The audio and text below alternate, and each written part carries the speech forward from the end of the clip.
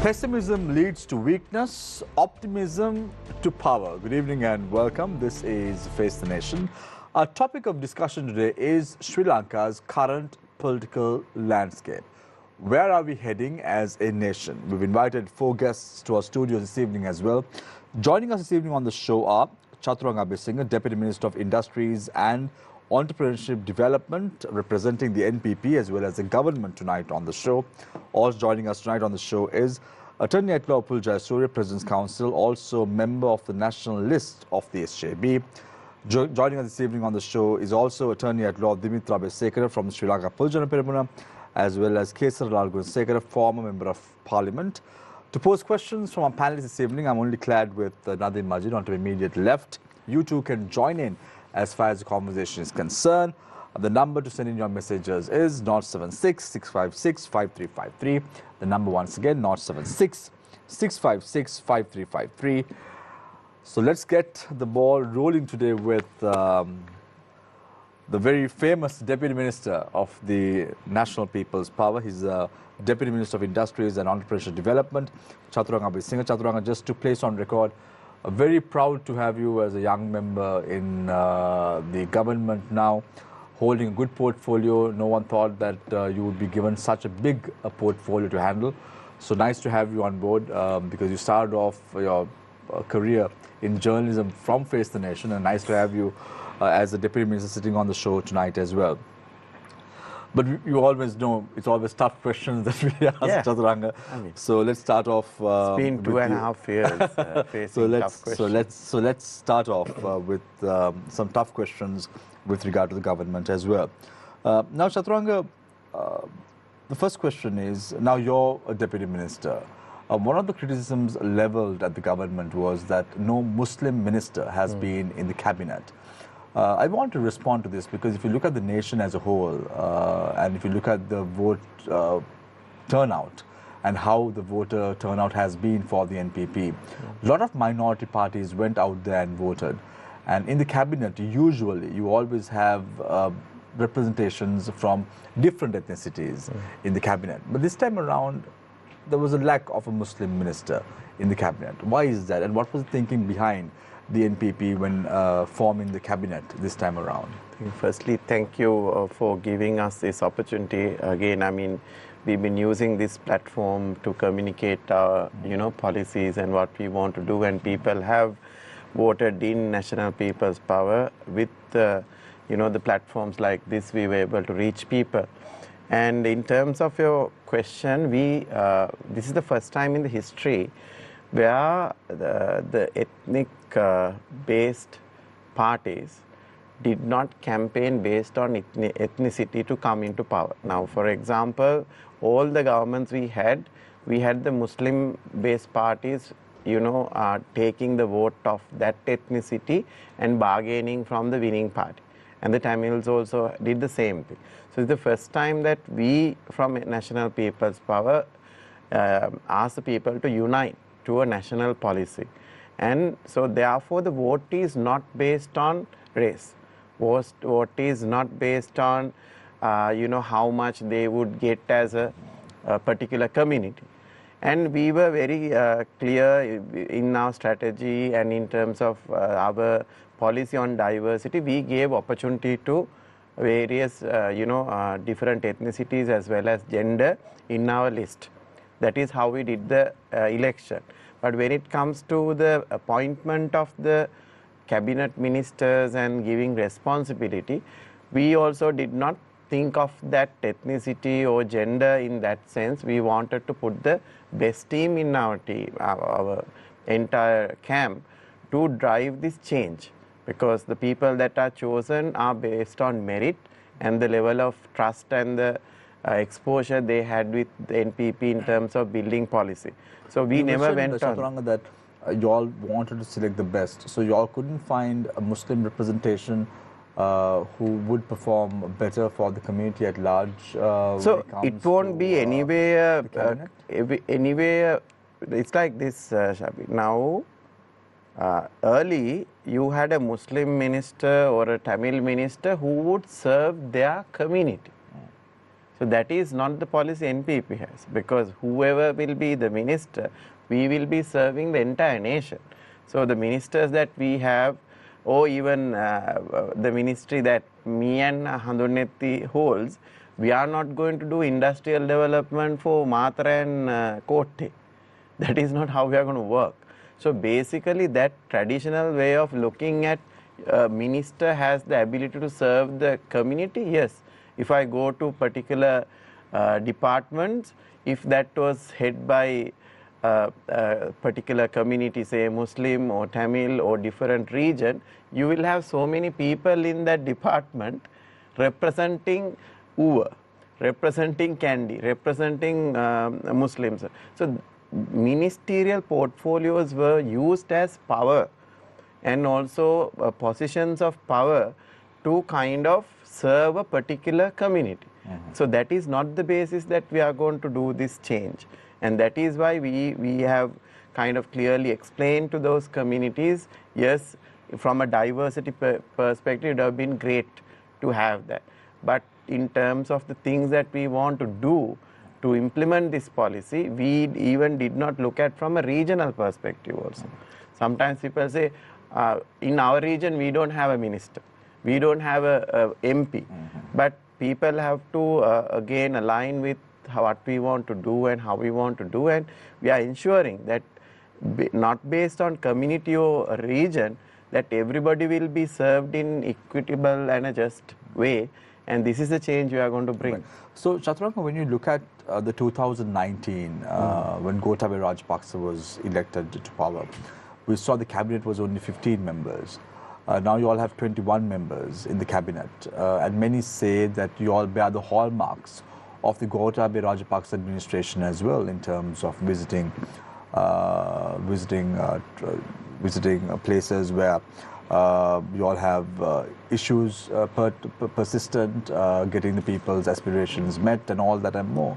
So for those who say that you all are just following the footsteps of Gotabaya Rajapaksa, what do you have to say? So I think the looks of it, it can be termed as, okay, we had this portfolio in the Gotabaya Rajapaksa regime under the president, and this is also, this time also under this Anayaki is also having the same portfolio. So we look at the design of it, people can say, claim that, but in terms of the purpose and how this party is built and why the people who joined NPP versus what Gotabaya was doing. Now, if you take Gotabaya Rajapaksa, they brought in a particular character as a president, and it was a branding thing, campaign, and he came to politics within 2 years, and he became the president. But the power was still with the old regime, Mahinda Rajapaksa. And when they were even sharing the portfolios, it was very prominently seeing that a particular group is holding the, when you say not impactful for the society, but impactful in terms of holding the size of the budget and what kind of other benefits or power that will have within those ministries. That is how that was kind of designed. And in terms of Viatmaga and the people who supported professionals, I agree that some of those professionals and the businessmen were supportive of NPP. Why? Because they have decided to stay in Sri Lanka, they have decided to do business in Sri Lanka, and they wanted this particular change, and which is the same change they expected from Gotabaya Rajapaksa. So in terms of that, early, what happened was, when the professionals and the businessmen even got responsibility, they had to go and report to an old political culture. The ministers were not educated as they should, they were not competent as they would, and also most of the professionals I know who took portfolios as directorships and board members, they left within 6 months. Even So the very technological transformation. Yeah. Right. We will talk a little bit more about the ministry that you are heading right now, Chathuranga, as we go along. But just to understand, we saw the manner in which our opposition leader Sajid Premadasa, speaking to the media today, said that the promises that were made by the NPP with regard to the DSA, with regard to reducing taxes, with regard to bringing down the VAT, with regard to bringing down electricity prices. All these promises have not been fulfilled. And why is that? I think all those promises will be fulfilled. When it comes, in terms of the DSA, I just want to explain that. In our policy, we clearly said we will present an alternative DSA to negotiate a better debt restructuring deal, because DSA is required for that. Right. And in our policy, we said we will abide by the thresholds of the IMF agreement in terms of the fiscal balances and the debt sustainability ratios. But what happened was 2 days before the election, the bondholders and the government, previous government, came into agreement in the bond restructuring.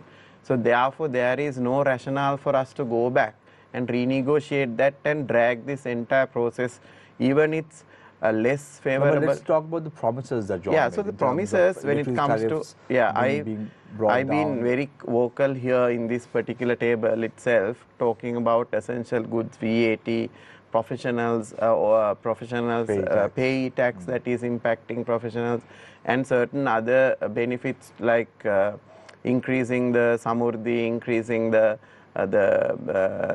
payments for the disabled. So that is going to come in the budget, and that is very. Is it coming in December or is it coming in February? So it's going to, most of these changes will come in the budget, which is going to get presented in the February. What we are going to do now, particularly now, is just to run the, the process up until that. We are going to bring in a vote on account. I think it's 270 billion or something. So that is where people will see these changes now. So we'll see pay taxes, the thresholds coming down, the tax net being a little bit more widened. All this. So this is the entire negotiation we had with IMF. So IMF, also being IMF, very clearly said we would like to see the budget before we kind of release the tranche. I think that's fair from their side, because what we are going to do is to come to that particular positive balance in the account, and we have alternative ways of doing that. Right. Thank you very much, Chathuranga Abeysinghe, Deputy Minister of Industries and Entrepreneurship Development of the government. I now move my attention towards Attorney at Law, Mr. Upul Jayasuriya, also President's Council, a member of the national list of the SJB. Are you also fighting for a seat, Mr. Jayasuriya? Not at all. Are you sure? So you're not among the not at all 225 or 29 members of the national list who's trying hard to get a seat in the national list of the SJB? That's the thing in the past. As far as I'm concerned, I'm a lawyer. But you were in the national list. I've been a politician about 30 years ago. But don't you think that you deserve to be on the national list of the SJB? No, it's not for me to assess myself. It's for the others to do it. But I'm sure that the leader of the party should take the right decision at the end of the day. I leave it to him.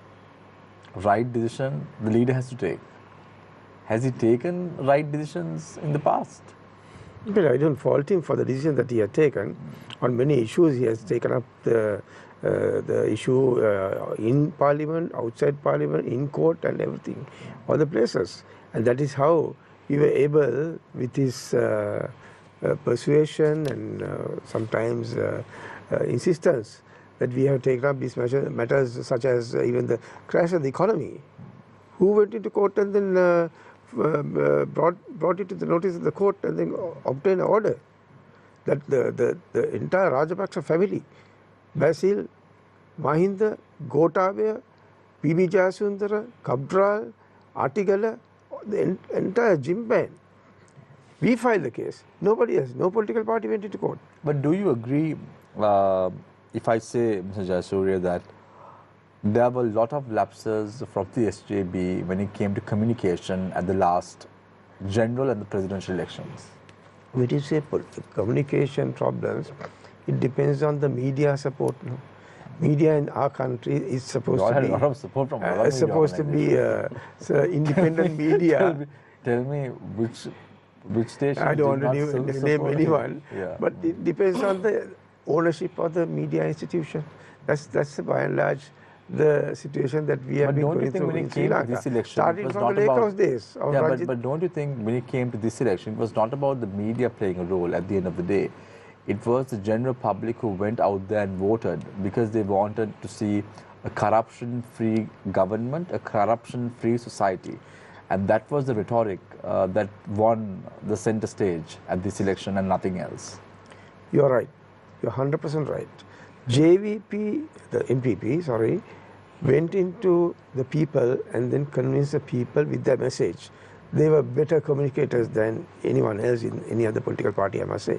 Must give the devil its due. That they are there to fight corruption. As far as SJB is concerned, we too presented a set of proposals on the 11th of February 2024. In those proposals, we have said that very clearly, talking about corruption, JP has said with regard to the Attorney General's Department that there should be some public prosecutor.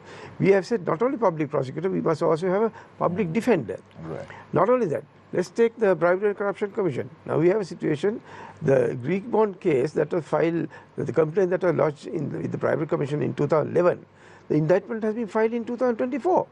What kind of joke is this? What a comedy is this? We will talk These about are public sector institutions. So we propose. I just want to narrow it down. I'll narrow it down. So what we proposed was... We'll talk about all that Yes, momentarily. what we proposed was, I just gave an example. Yeah. What we proposed was that the investigative process of the Bribery Commission Department should complete within 3 months. So, and if not, go to the nearest magistrate's court and convince the judge. So, Mr. just to understand now, today, speaking to the media, the opposition leader said that why are you in a hurry to appoint the rest of the 4 members of the SJB? Ranil Wickremesinghe took 11 months to nominate himself from the national list in 2020. What sort of a comparison is this? Is he trying to be Ranil Wickremesinghe? He is definitely not Ranil Wickremesinghe. No, but I don't know what made him say that. Yeah, but what is that comparison? I don't know what made him say. What sort of comparison is that? Is he trying to be Ranil Wickremesinghe, or is he trying to imply that Ranil Wickremesinghe's footsteps he is following? I'm trying to figure out. I don't think he's for a moment trying to follow the footsteps of Ranil Wickremesinghe. Then why is that saying would be if he does it, that would be the disaster of himself and the party, which is not at the moment. Now that we were mainly focusing on the corruption. So who are these issue. 4 people now? Let's say, Mr. I don't know. I don't know about it. I don't want to comment on that. That's a personal issue and a personal issue with regard to the decision makers or the hierarchy of the parties. But do you think those who lost the election should be appointed through the national? Personally speaking, I don't think that anyone. National list is meant for a certain purpose. So you're saying people like Iran Vikramatne or Hirnika Premachandra no one who contested the election should be considered for the national list, I say that. So it's Iran Vikramatne and Hirnika Premachandra should not be considered? No, I'm not talking about anyone personally. All I'm saying is anybody who has got defeated at the election should not be. Hirnika Premachandra, Iran Vikramatne, both should not be elected. Please, I'm not making the comment on based on any individual. All I'm saying is a common statement which applies to anyone. Yeah, which applies to anyone and everyone. You're right now. Whoever has lost. No, I don't think you're right on that. Yeah, because Harsha De Silva had said if he wants to see members to be appointed to the national list, he would prefer individuals in the caliber of... Who is Harsha De Silva in the party? He's just another member of parliament. If he is assuming himself that he is a leader of the party, he can say so. I don't know whether he has been appointed leader of the party, which I don't think. I have not heard of such a thing. Harsha is another member of the party. Probably I think he's holding the post of treasurer or something like that. What authority has he got to make comment on a thing like that? That's not his forte. So when you're saying Harsha De Silva is not the leader of the party, is there a talk about appointing Harsha De Silva as leader of the party? No, not at all. What I'm saying is he has no authority to say that. That's beyond his jurisdiction. He can't talk about the party decision. He's just single member of the party. If he wants to take up such matter, he must take it up in the working committee or before other decision makers, the management committee, whatever. If he's not, these are all rhetoric statements that have been made just to gain the popularity among certain people. Mr. You've been with the SJB for some time now. So I just want to ask you, a lot of people say that there is a unforeseen hand that is trying to manipulate the affairs of the SJB. Are you in agreement? No, not at all. The decisions are made quite democratically by the party leader in consultation with various the working committee, and then there is the management committee and Is the there people anyone and apart from other the- professionals who the Buddhi Mandape and all those people. No, but is they there have been anyone apart consulted from and then the decisions are taken Is there thereafter. anyone apart from the working committee who tries to manipulate the leaders' decisions? No, not to my knowledge. I don't think so. As far as my experience goes, back, no, he had never done that. He had taken the decision, right decision, and the working committee has backed those decisions at all times. Don't you think, Mr. Jayasuriya, with your experience in politics, you said that you have been in politics for nearly 30 years. Don't you think once an election is over, it's always prudent to It's appoint not the 30, it's national list? about 50 years now. 50 years now. So let's say 50 years, so that's Isn't a that longer time. So don't you think it's a more prudent decision to appoint the nationalist seats once an Nationalist election has is been over? now, even during the time of Mr. Premadasa, has been confined to people who are not contesting, professionals who should be represented in the parliament. That's the meaning of the nationalist. Why should you have a nationalist otherwise? I mean, even from all the parties, but it is not so in the UNP or the Cylinder party. But I see a lot of that rule has been followed.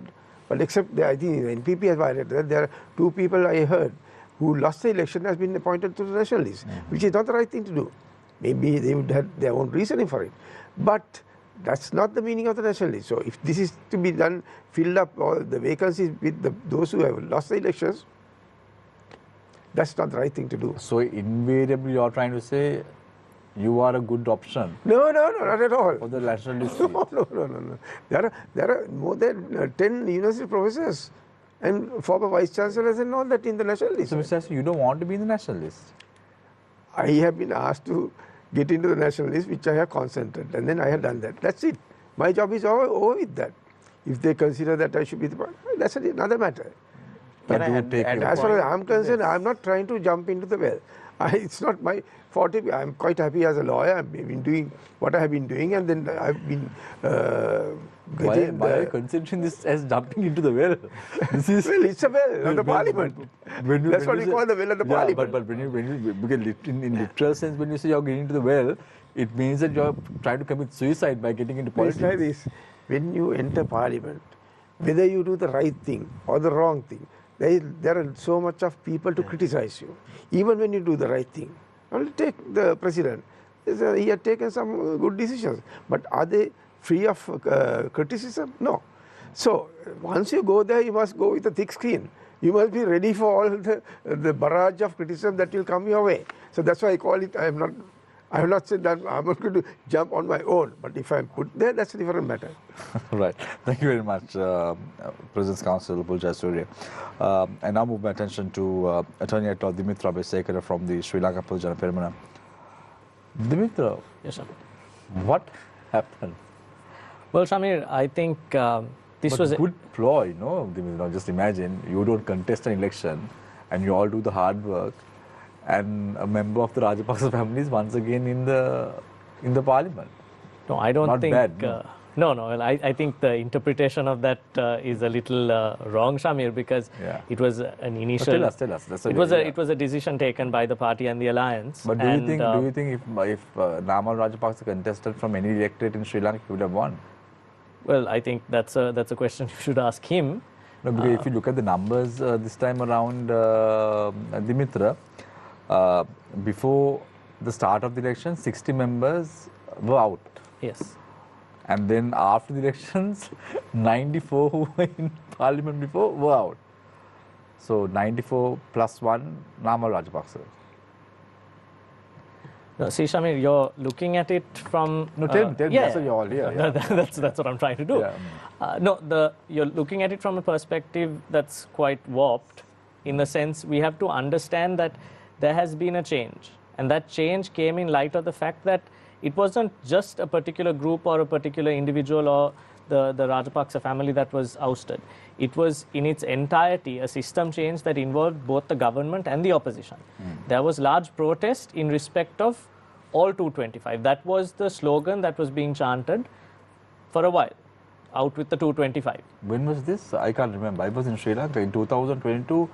Whoever chanted what, it was against the Rajapaksas. Yes, but Were it was you no, in no, the no. country at that time? No, I was, but there was also a massive asking for the entire 225 to go home. In fact, even during the Arakale, while there was one step in front for the Rajapaksa, anti-Rajapaksa camp, there was also a huge asking for an entire system change, which is what came to the credit of the NPP, because it wasn't, are you telling me voting out just the 4 people is what caused the entire rippling effect and change for the entire NPP to come into parliament with this majority? No, it was the fact that we have been through this system for so long, and it has been a 2-party system, that we have been politically and intellectually bankrupt to the point where we needed a change, and Sri Lanka wanted that change. This is the same attitude that we saw in 2015 come up to 2020, where the change, the vote was in respect of the change.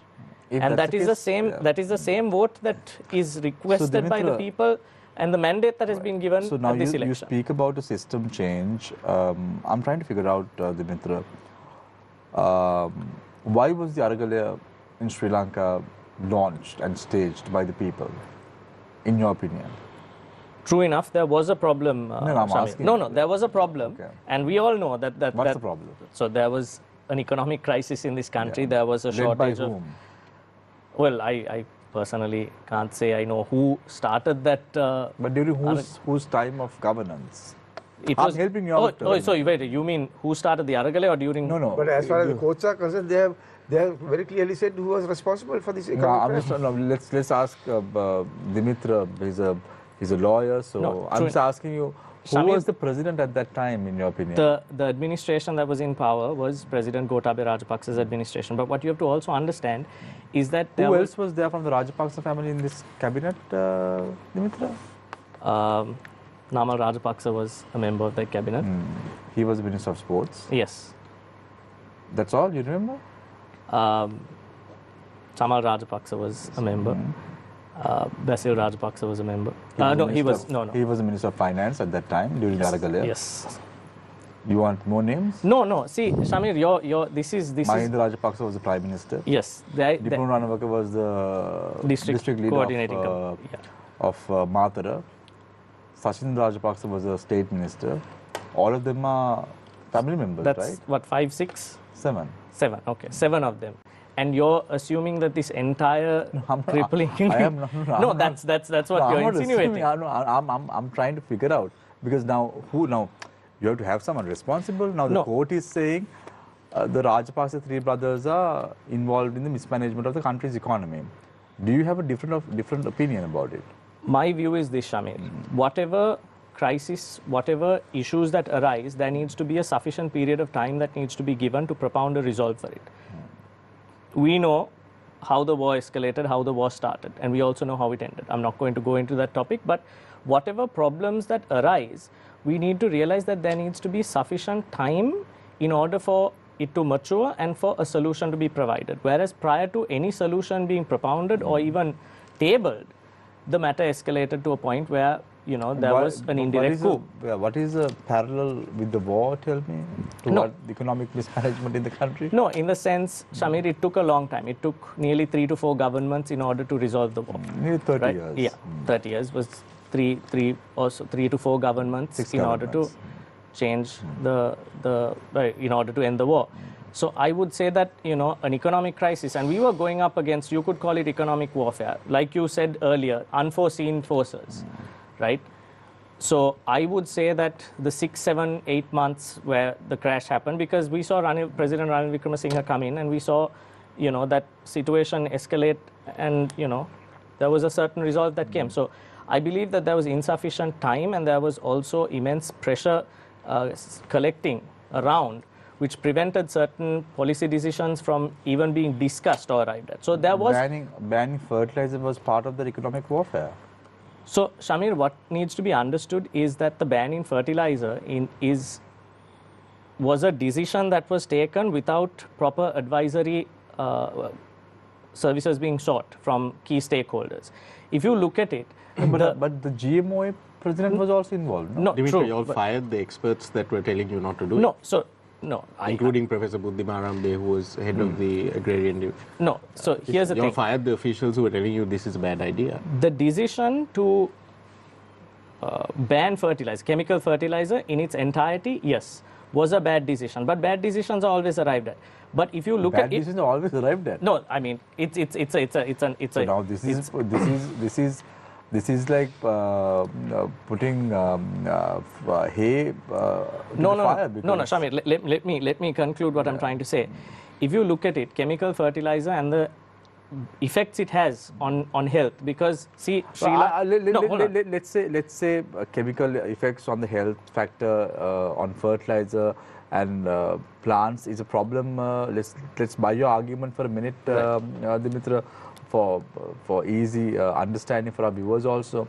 Then why did you all ban fertilizer on rubber? We eat rubber. No, see, because what you need to understand is, Shamir, fertilizer can trickle in, right, in terms of distribution. If it is not banned in terms of the entirety of it being brought in, the fact of it being used and then spreading, or rather being used in other industries, there is a high probability of that.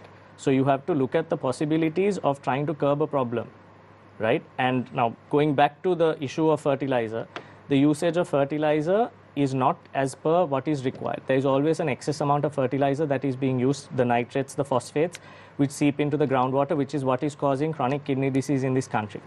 There are ample reports, Professor Sunil Vimalavansa's reports from as far back as 2009 indicate that there is a direct correlation to it. And there's been multiple requests from the governments, succeeding governments and previous governments, to resolve this matter in terms of educating the general public in terms of fertilizer use. Whether or not this ban was to be continued continuously is not something I can say, but I would say that it would have been a phase, and once a certain structure was arrived at, it would have been disbursed accordingly. Right, okay. Right, thanks a lot, Dimitra Abeysekara, attorney at law representing the SLPP. Dimitra also contested the last general elections from the Colombo district. I now move attention towards Mr. Kesarralal Gunasekara, one time a member of parliament. From which party, Mr. Gunasekara? SLPP. Is the SLPP there now? Yeah, SLPP is there, but it's in three different But groups. you're not in the working committee anymore. No. You left. No, they indicated to me that they are moving me out. So they ousted you, in other words. Yeah. Why? I don't know, most probably because I didn't attend meetings. So I you told were them I not- can't attend So meetings. you were with which faction? I was not with any faction. That was the problem. So, but you have to take a side, no, Mr. Gunasekara. No, you can't take Whose sides. side did you take? No, I didn't take anybody's Did side. you take Vijayasuriya Party- Rajapaksa's side party- or party- Dimitra parties side or all together. Jayasuriya's side? Parties all together. You all want somebody to take sides, no? No, but in this game of politics, you have to call someone a leader, no? Right, okay, right. Let's make No, it the so. question is of Let's make it party- simple. party Let's itself. make it simple. Yeah. Who were you at the time Actually, of your now, to be very frank, working it's- committee? you're wasting time asking questions because I have nothing to do with that. No, I'm asking you. I'm asking Mr. Gunasekara. We've invited you because we want some clarity about the SLFP because such a historical party. After establishment course. R.D. Bandaranaike and Monna Columbus fought to form this party in the 1950s. The party is in shambles, so we want to see who is responsible. Now, who is responsible? Maithripala Sirisena. That's a postmortem that has to be conducted. And you don't want to be a part of that postmortem. No, somebody will have to do the postmortem. So you've been in politics for such a long time, you don't want to do that postmortem on behalf of the country's people who are watching this show tonight. No, what is important is to assist the government to move forward and take the country forward. That's all. So My job has right throughout been not to support and promote parties, country. But you just said that you want to support the NPP government. No? I was with the SLPP. That's a different issue. But for me, always the country comes first. So you're saying, whatever it is, now you would support the NPP government. What? Now you would support the NPP government. Of course, you have to support. Everybody has to support the government. Everybody's role is to support the government. I mean, how do you move forward? When were you ousted from the SLFP? Not ousted. When As far as I'm concerned, I'm not ousted. Then they asked you to leave. They removed I was a central committee member for a long period of time. They removed that. That's all. So you were fired. You could say that. So happy you use a correct term. Fired. Not ousted. Fired. Mr. Gunasekara, when was this? This was before the elections. General elections or presidential elections? Before the presidential elections. So who did you vote at the elections? Pardon? Who did you vote at the election? You're not supposed to ask questions like that. No, That's a very, very wrong question to ask. SLFP, you were supporting the Very, SLFP. No, I'm trying to very, figure out very because wrong Mr. question Gunasekara, to ask. Even if I was supporting the SLPP, still not correct for you to ask. Yeah. Whom do you support? No, who did you vote support? for? Who did you support? You can't. You didn't support anyone. I went and voted both elections. No, but who did you support at the elections? What do you mean supported the elections? You didn't support anyone. No, I supported so many people. Who? I supported so many people, so many candidates. No names. Why should I disclose names? I support people. You support people without names. No, I know who they are. But I you don't just want support. but you don't want to tell the public who you supported as a former SLFP member. I have indicated in no uncertain term that the NPP should be supported. No uncertain term. Why? Because I felt that that was the way forward for the country. That was the only way forward for the country. In your programs and face-to-face, all those programs, I said the same thing. So just to understand... I had nothing to do with the NPP. For heaven's sake, don't run away with the idea that I'm part of the NPP. Mr. Gunasekara, Yeah. in your opinion, two-third majority in Parliament. I want to mention something. Since you asked this question about this national list, I fault the Election Commission for this. Because the role of the Election Commission is to put 225 members in Parliament. They have not done that. There is no necessity for the Election Commission to keep on writing letters to everybody asking them to send their nominations. Here's the national list. You appoint. That's all. If somebody finds fault with them, they have to go to courts. So, No other course of action. So, in your opinion, Mr. Gunasekara, right now, Sri Lanka is in a state of transformation. We always It's say, a new culture that has been So when we used to host the show week in and week out, we always say Sri Lanka was in a critical juncture. Now we are in a road to recovery. We are in a road to transformation. What is the message you have? What is the message you have for the people who say that things have to be done quickly, has to be done aggressively, the expectations of the people should be met? For those people, what is the message you have? What is the message? Take the country forward, that's all. Everybody has to support. Work hard. In fact, last program I said, look here, even the NPP, I said, stop talking, get into action. That's it. I feel that Parliament has to sit not 8 days, they have to sit more if they are going to do work, because everything revolves around Parliament. The work is there, not in your electorate. So, let Mr. the Gunasekara, local authorities and the provincial So, Mr. council and all that. when was the first time you were appointed as a member of Parliament? 94. 94, right? This was during Chandrika Bandaraya Kumaratunga's time. You were a novice. Came through the UPFA. UPFA, you were a novice, you were a debutant. Now, if you look at the Parliament I was now, not a novice as far as politics. well, is not concerned. politics, but Parliament was. So now there are 162 new members in Parliament. Critical time for Sri Lanka when it comes to making legislation. People have to be trained, all that and more. So it's not going to be an easy task, is it, if you look at the next few months? When we entered into the same, we were new. But not, can pick up the work. not 162 members were. No, but we were new. We did so much work. You can work. It's not a difficult task. I know you feel that it is difficult, but for somebody who's going to do a job of work, it's not difficult. That's what I said. 8 days, not enough. Get members of Parliament to come at least 12 days of the month to Parliament to do work, because that's the place where things have to start rolling. Then only the country starts moving forward. And you must have a program for the rest of the year and next year. What are the acts you're going to get through? What are the amendments you're going to get through? Those things. They have 159 members. If I was the president, I would appoint 10 members to sit for all those matters and decide, look, yes, take up everything, bring it to Parliament. Right. That's all. That's the role. Right. Thank you very much, Mr. Kesarralal Gunasekara, former member of Parliament from the SLFP. I now open the floor for questions. Nadeem, I don't have anyone else on to right. Thank you, Shamil. So I get to go first. Yes. So Chathuranga, actually, my first question is for you. I want to ask you about what your priorities would be. I know that you'll only received the list of institutions that are gazetted under you a couple of days ago, but in this sort of how the subjects have been divided up, for the most part in the names of the ministries and the subjects that have been assigned to the ministries, it seems that some common sense has prevailed in how the subjects have been assigned. But just going through the Gazette, there are a couple of anomalies that I'd like for you to clarify for me. Why is it that the Mahapolo Trust Fund has been gazetted under the Trade Ministry? Shouldn't it be under Higher Education? It was always under the trade. It was traditionally it But was why, under. so why hasn't it been moved back to No, I think Higher Education? so. There are certain things which are put under Act. So the Act and the Minister is combined in the now for this particular exercise. While we got all the rational ones to a particular portfolio, there are ones which are kind of defined as the ministry as well.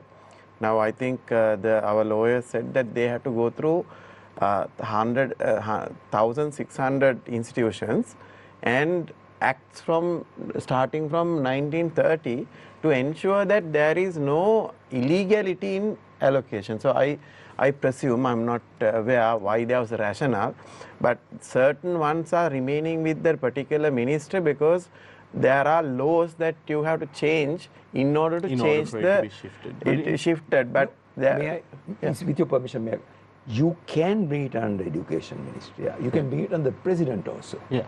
But the people who be there sitting will be Ministry of Trade and Ministry of Education. Subject to what he said, I don't think there are any laws that will prevent the allocation of an institution under a particular minister. Because by that case. logic, the Disaster Management Center has to be allocated under the Disaster Management, because that is the named ministry in the Act of 2005, right? Disaster Management and Human It may Rights be so, but the it's not allocation mentioned of as line ministry, the it's subject mentioned by name. matter, allocation of subject matter under a particular minister, there is nothing to prevent. The president can do that. institution On the other hand, if he doesn't allocate any subject, that remains to be under his ministry. On allocations, let's talk But about your Mahapolo has ministry. always been under Yeah. trade. That was being said. No, I know it has always been. I'm wondering why these issues haven't been rectified. Do you see It's it not as an an issue? issue. Do you think it needs to be rectified? No. Let it go. That's You okay. think leave it under It's quite trade? okay. Chathuranga, do you think it's an issue? Do No, you I think it think needs to be under higher education? there are institutions which can make an impact, which can, drive the change. Those are the ones that been critically looked at. But there are things which is done from an act, there's nothing to change. It sits there. I think I can't explain the entirety of it because there's a team who looked at it. But in terms of higher education, yes, the Mahapolo Fund should come under education. So, with regard to your ministry, the Ministry of Industry and Entrepreneurship Development, is it the same reason that the Board of Investment is not under your ministry? The Board of Investment is not under our ministry because Board of Investment has a different role in terms of bringing investment and being part of the financial and the economic reforms. It's been decided to be there. When the change that we did was we got the EDB under the trade. That's why I'm wondering, since you have the EDB and most of these, as you mentioned just before the show as well, the sort of industrial aspect of the economy under the Ministry of Industry and Entrepreneurship Development, do you feel that that it makes more sense for the Board of Investment, the EDB, to be within that same? At this point, no, because if you take an ideal situation in a developed world, a developed country or a growth country, you have the IDB on top, and its export arm is the EDB, and its investment arm is the investment promotion entity. But in terms of, at this point in Sri Lanka, Board of Investment mostly plays a role of bringing the international FDIs to it, right? So before you all came into government, there was the Economic Transformation Act that was passed, and the NPP was opposed to that act. That also sets up multiple institutions and commissions, etc. Will you all continue with that, or is that going to be revoked? So certain changes that was proposed will be taken up, but not the entirety of it. Because that was also part of the BOI negotiations with the structure IMF. and all But those. what is your take, Mr. Jayasuriya? Mr. Jayasuriya, as a Because you former were BOI chairman, I'd like BOI to has hear no about place. BOI is going to be extinguished. With the incoming of the economic transformation bill, BOI is out. Originally, it was said to be the day it is passed, the BOI is going out of the window. But then we filed a petition and I argued it before the court. I said, look, this can't happen because no sooner you do that, the funds that are there in the BOI were all going to, because these are going to be splintered into 7 institutions, mainly 5, but altogether 7. Economic Commission was one, then the Zone Lanka was another one. Under Zone Lanka, different zones were going to be divided and then given to different companies, and that's a total flop if it is going to be so. Then the Office of the International Trade and so on, there were going to be 5 institutions. So the one-stop shop that it was meant to be was going to be a non-stop shop, right? So there are huge problems with the economic transformation, but there are also good aspects. I must also say that there are good aspects of it. In fact, I was suggesting that we must expand it to a level that under the Schedule B or the BOI law, which says that the certain powers of under certain laws like the inland revenue, exchange control, environment, customs, the executive power of those laws were vested with the BOI. Now with the economic transformation bill, those powers, they were going to widen the scope of some other acts like the environmental and then so many other things which are good. Maybe the Road Development Authority, maybe the UDA, all are going to be. But they were going to be given, the respective institutions were going to be given 2 weeks to decide on that, to give the approval, the liner agency. And if they don't approve it, then it goes back to the Economic Commission. So it must stop there, no? It was not going to be so under the new law. It was going to, the minister has to then take it over. If they don't approve it within 15 days, minister takes over and then he has to go to the cabinet. So Mr. Jayasuriya, one moment. Yeah. Then what he said was, no sooner the minister takes over, that's bribery and corruption. Yeah. That's corruption. Why So should that be? Mr. Jayasuriya, so clearly there is a need within sort of state structure to streamline and make sense of institutions where they're supposed to be gazetted and have sort of a common sense approach. I don't want to use the word scientific approach, let's say a common sense approach, right? Because we've seen, like, for example, there's the successively over governments, we've seen the Telecommunications Regulatory Commission gazetted under the President, not under the Minister of Telecommunications and these things. Technology. Which is what enabled, I mean, they've since been acquitted, but you remember the very famous Sirasa case where several 100 million rupees from the TRC was used to buy Sirasa, right? So what do you think that... Let's not forget the Central Bank bond controversy, the Minister of Economic Development. And also, also like Bank, Litrogas under the Finance Minister of Ministry Finance. instead of under... More common sense would be to have it under Energy, right? So these issues have been long-standing, and there's a perception amongst many people, I don't want to say general public because they may not be aware of the granular issues here, but let's say among governance activists, there's a general feeling that these are allowed to continue in that way in order to allow corruption to flourish. Why is it that we are yet to see a push, a drive to fix these issues? This is the thing.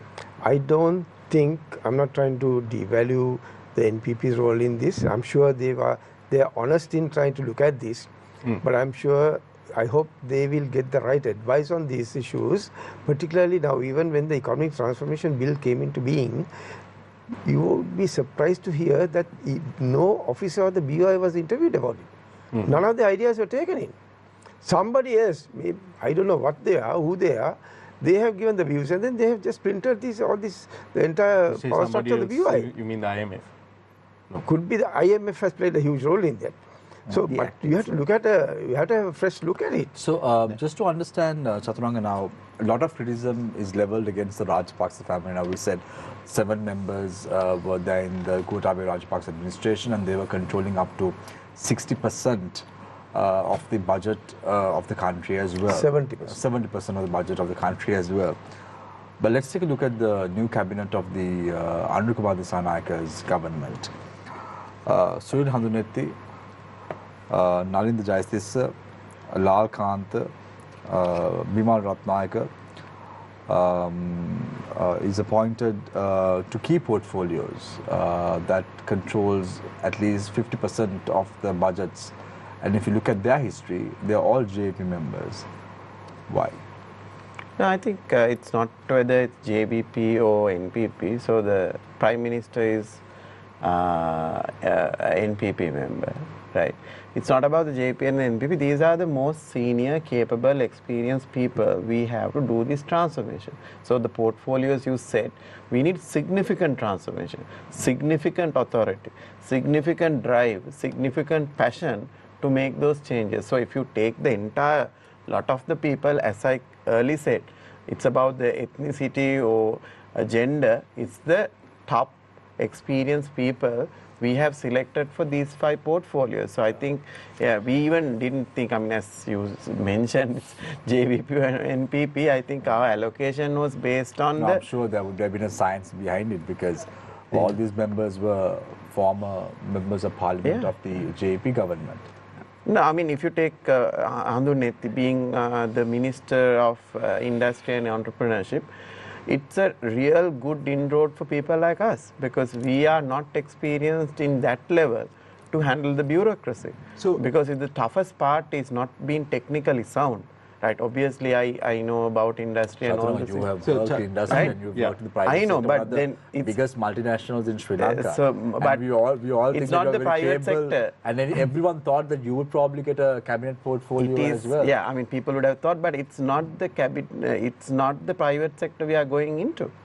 We have to get that experience. There's AR, FR, and there's a lot of documentation, a lot of influence. Amount of people that call you and push you to give a particular person an institution is the level of pressure that we are handling now, and it can't be handled by a junior. So that is why I am also glad that most of these critical areas. Your minister recently, after being appointed as a minister, said that.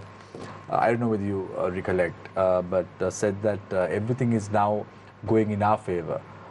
Even God is giving us a treasure in Veyangoda. But it was only a brick, a big black stone that was found. So when you make statements of this sort, does it bode well for the government? Because at the end of the day, it's not. You look at transformation. I understand. You look at serious statements to be made.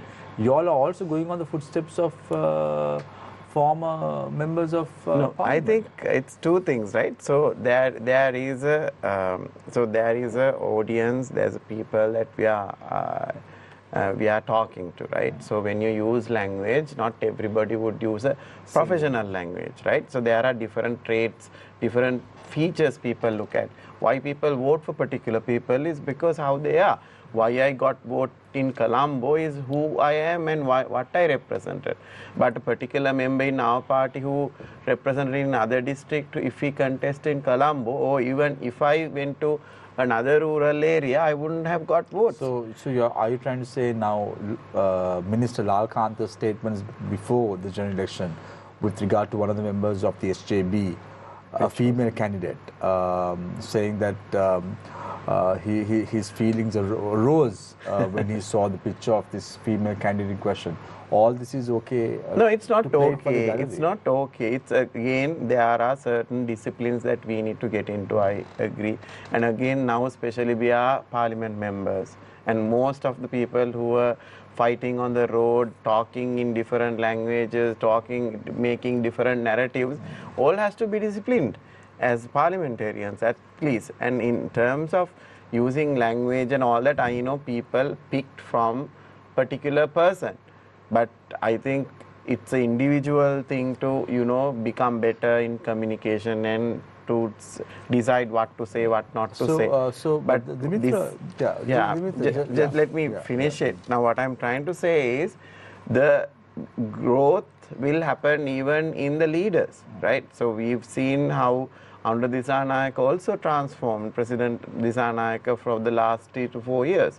I think everybody has that responsibility to get there, and I think NPP members will get there. So, Dimitra, from a 6.9 million voter base, please appraise and make the people cognizant as to how you can go down to 3%. Well, Shamir, if you can go up from 3% to there can be a lot of explanations to that. But tell me, from a 6.9 million voter base to come to 3%, no. So doesn't that show a complete rejection of the rhetoric that you all try to promote? at this instance, Shamir, I would say yes. But that doesn't exclude space for change or time for change. If you take, for example, the NPP, what a victory since the 80s, right? Having come this far, we now see a JVP cabinet, right? So, I mean, I'm not going to dig up the history of the past, but we know what it is.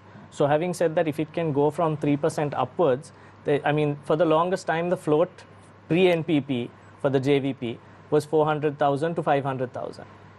With the injection of the NPP and that caliber of people, it went up. So maybe this change was a blessing in disguise for the SLPP, where it has been cleansed of a lot of the individuals that needed to be cleansed. So you all agree that there were people who were corrupt in your camp? There's people who are corrupt in every camp. We know this. We know that there's been corruption in this country since the 60s. When you say they've been cleansed of people who need to be cleansed, is it like looking at a mirror, or what is it? Are you calling me corrupt? Come on. That's rather offensive. No, you're not in. So then you just said look in a mirror. Yet, yeah, but you said look in a mirror. No, so. I'm saying your leaders, must they look at in a mirror? Well, it depends who you call my leader. So I mean, I'm not going to name names, but there are individuals in every camp. Are you saying there aren't people? Mr. Jayasuriya will agree. In fact, just before this we had discussions, no? And I think Mr. Gunasekara here will agree. I think Chathuranga will agree. So now you all are fully cleansed. I didn't say fully, no. Shamir, I didn't say fully. So there are still people. There's always going to be people, no, Shamir. It comes from a grassroots. Why do we tolerate? I mean, my problem with the three parties that we beat or like we went against, corruption and getting into wrong things, it's quite possible in politics because there are so many influences. You get this person talking, gifts and all those things. So why would a party tolerate it? Right? That is the problem. Are you guys willing to fix it? Well, I would think, Chathuranga, coming from different generation, I think we've had this discussion even on the last occasion. We represent a whole generation. In fact, on the last occasion, I snapped at a candidate from the other side simply on the basis that the whole concept of party politics is repulsive to a lot of people in our generation, which is why the change from 2015 we've seen. And I fully agree with you. It should not be tolerated. This is exactly what Singapore did. They had a zero tolerance on corruption. Unfortunately, our forefathers didn't look into it, and I sincerely hope that, as pledged by the NPP, if that stance is stuck to, we're going to probably see a further cleansing of the system. And when I mean the system, Shamir, you have to realize we're not just talking about the parliament. We are going to be facing a provincial council. We're going to be facing a local government election. Right? At all of these levels, hold on, Shamir. At all of these levels, there's corruption. In fact, you and I were having this discussion while walking into the studio. Dimitra, I'm just trying to figure out, what is Namal Rajapaksa's profession? What is he doing? Is he working, or is he engaged in business? He's an attorney at law. He engaged in private practice for a while, and now he is a fully committed public servant. He's a fully committed public servant. To that extent. Tell me, Dimitra, you asked me a question about why must our leaders look at the mirror when we speak about corruption? Just explain this to me so the people are made a little bit more cognizant about your leadership and all that and more. Now you say young Namal Rajapaksa is into private practice. He was, yes. He was, not anymore. Now he's into public service completely, right? How would you explain the 200 million he has indicated in his asset declaration form, and out of the 200 million, how does he get a revenue of 4 million rupees every month? Shamir, I personally can't answer that question because I don't have that information before me. No, it's there in public domain. Yeah, but I don't have that information before me, so I believe that's a question you should probably pose to him. because I don't have that information. But before me and I can't publish. when this information was made public during the presidential election, you mean to say that you didn't bother to check up? During the presidential election, I don't know if you all are aware of this, but I'm actually not a member of the SLPP. I'm a member of the alliance that contested through the SLPP. So I was actually not part of the presidential campaign for the SLPP. After But the your presidential leadership, election, did you we check don't on know the history, because how can a politician make 200 million rupees? That is a valid question, Samir, which like I said, I don't have the answer for. So the best thing is to look at the mirror. No, So, Dimitra, I want to ask you... in some sense, to whoever who needs the answer to that So, question, yes, but are you again indicating that I look in the mirror? Because I don't have 200 million, my friend. Dimitra, forget about mirrors. You were talking about in the run-up to the Aragal layer, we keep talking about the economic crisis, right? Yes. And there's mention of invisible forces. I don't know what these invisible forces are, but let's talk about the visible things that were done, where there was agency. So there's a fertilizer ban that happened. In that short 2.5 years that Gotabaya Rajapaksa was president, there were plenty that was done. There's the issue of forced cremations, which Gotabaya Rajapaksa's own justice minister has said that it was prompted completely by racism, right? He has said that in public. There's a whole bunch of issues like that. Long before the youth of the country and others were taken to the streets, the farmers took to the streets. I think it started with the teachers, then the university students, then the farmers. It seems that that administration just went from, that before Gota Go Home became trending, Gota Fail, Sir Fail was the trending hashtag, right? It seems that it was a failure from the beginning. So, it didn't really need the help of any invisible forces. Well, that's exactly what an invisible force is, isn't it, Nadeem? One that can't be seen. Whether it was, so whether it helped in that, whether it helped in that downfall. No, hold on. Let me respond. Yeah. Whether it was part of that downfall or not, right? Whether the invisible forces are seen or not, right? The reason for the downfall is Dimitra, did the invisible forces tell Gotabaya Rajapaksa to forcibly cremate the victims of COVID-19? How do you know if they did or did not? Do you not? How can you say? Because it was a very clear decision that's made. Yeah, you don't need an invisible force to make that decision. But still. And then to continue down that path. And then say sorry and not take accountability. Even with zero accountability, to continue for more than a year, to continue down that path. You don't need invisible forces to tell you to do that. Look, Nadeem, let me finish responding to that. The decisions that were being taken, what makes you think that those decisions were independently taken without one single bit of input from an external force or an advisory panel of some sort that is unknown to the public? And like you said, whatever it is, an apology was made. And we're not saying those mistakes were not made. Mistakes were made. The apology was not made by Mr. Rajapaksa. The apology was made by Mr. Vikramasinghe's administration. Yeah, but it was a continuation of the same government. So you're admitting that I don't think Mr. Gotabaya Rajapaksa has even acknowledged his role in that. No. It was the SLPP vote that got President Vikramasinghe. Has the SLPP as a party acknowledged that it was a mistake but it was to be involved in that?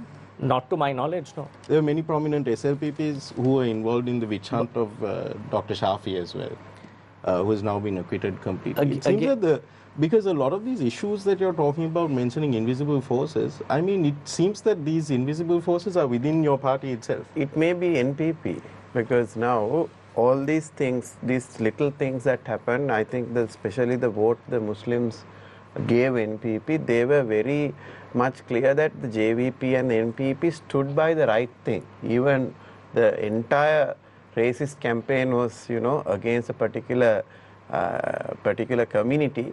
NPP stood by the right thing in terms of scientific ways of doing that. I don't that is think the credit. NPP alone can take credit for that. Even the SJB has been standing on the same principles. Right? There were many issues. There are many issues that the SJB took to court, and they got relief, including the local government election, including the economic crash, including the IGP's case, VFS case. None of those cases the JVP went into court. We have been taking up all those matters in court, and we have got judgments from court. So and that is how this clearly a communication problem from the SJP. Maybe so, but because the media has also, as I said earlier, are owned by private individuals, and then they have decided SJB had the biggest portion of the media. Responding to your question, you have to understand probably is not the issue, but the media ownership can decide which party they will be supporting. You're holding an entire cohort and a group responsible for certain decisions that were taken either by the hierarchy or influenced the hierarchy by certain low-level members. But you also forget to realize that when this happened, like you said, Minister Sabri played a key role in that government, and he was very vocal about it. So there were people who were not party to those decisions. Actually, he became more vocal about it after the fact. No, after the fact. After the fact. But he was still a member of the government. No, but he was still a member of government, and he in fact voiced that during on Twitter. Despite if I'm being not mistaken. Minister of Justice, he was unable to accomplish Exactly. No, exactly why I'm saying. You mention something on Twitter and you expect everything to be angry. No, that's not what I'm saying, Shamir. What I'm saying is there were people on this camp that stood up for these things. In fact, that is why an alliance was something that was, that is good, because there are members of an alliance that don't need to listen to the hierarchy. I'm not saying that you or other members of the alliance support these positions of the Absolutely hierarchy. not. But at the same time, isn't it very telling of the values that the hierarchy holds that they were unable to do anything about it when people were suffering, right? At time of immense grief, we were forced to, from infants to this thing, and now still there's over 1,000 people who are buried in Otamavali. Their families are hundreds of miles away from their loved ones. They're unable to even go visit regularly because it doesn't make economic sense to go there. Despite all of this happening, the leadership of the party is yet to acknowledge its role in making those decisions. I mean, Mr. Sabri coming and giving an apology, then going on a documentary and saying this was entirely prompted by racism, or other individuals within the party. I know there are plenty of individuals within the SLPP, maybe the alliance members also, who have come and said latterly that this was completely wrong, this should not have been done. But I don't hear it coming from anyone at the top. I fully agree with you, Nadeem, and I believe those are things that need to be addressed. Like I said, there has been a cleansing that has happened, and I believe this system change got rid of a lot of the individuals who were influencing those decisions and who had certain inputs with those decisions. But with the change and with their exit, I would hope that there is a change, and I fully agree with you. Right. There has been a lack of accountability, not only in terms of that, but there's been a lack of accountability on a lot of policy decisions that have been arrived at. I'm not saying no. Right. So Chathuranga, Mr. Gunasekara was talking about one of the facts that he had initially promoted on one of our shows, saying that stop telling, start getting into action and start getting into work. Have you all thought about it? Have you all put the gas on the pedestal and is in an accelerated drive right now? Yeah, I think, I mean, from various aspects, it has already started now. In terms of one of the biggest things that we wanted to get was economic stability. I think the team worked tirelessly to getting this step-by-step process to ensure that Sri Lanka gets a credit rating as soon as possible. I think that piece is working very fine. Today I spoke to the IT folks, and they have now come up with a priority list, what to digitize, where to start, and all those things. And the ministries were appointed very recently. Now, from our minister perspective, I can tell now we've been visiting and meeting the teams of each of these institutions to understand where they are. Even today, before I came, we were working on the Sevanagala issue, the sugar factory. There's a huge sugar volume that is stuck there because of the VAT. It's nothing to do with the processing. It's the VAT has been pushed the red sugar up, and the people are not consuming it. It's a huge stock. So that need to be sorted. Then there is issues, I mean, in each of these institutions, there are a lot of issues that which we first need to understand. So both me and the minister started going to each of these entities to understand where they are. And obviously within few months, we will start acting, and the budget has to come in. And again, on the legal system, in terms of making things faster and putting, ensuring that the court cases are proceeded fast way, that we have instructed to do those things. So things are moving, What do you mean by the court cases that you all have instructed for it to be expedited? No, I think what we have clearly said is there is no intervention for the courts to proceed faster. And the Attorney General department to see whether we could give them additional resources. Yeah, but we can't. That cannot happen, right, Mr. Jayasuriya? In your opinion, it cannot you're a happen. President's Council. We have to understand the court system that have been going on in this country. You start the trial today, the next day it is another 6 months' time. That is why in our proposals, we will present it to you all also. You can adopt those proposals. With the current system, what I'm saying, the legal system needs two things now. What we have proposed there again is corruption issues. Now there are corruption cases. Let's take. There are 43 or 45 cases in which the Bribery Commission filed indictment, and then indictments were withdrawn or discharged for the reason that 3 commissioners are not signed. This is just a technicality. Now this can be redressed just one decision.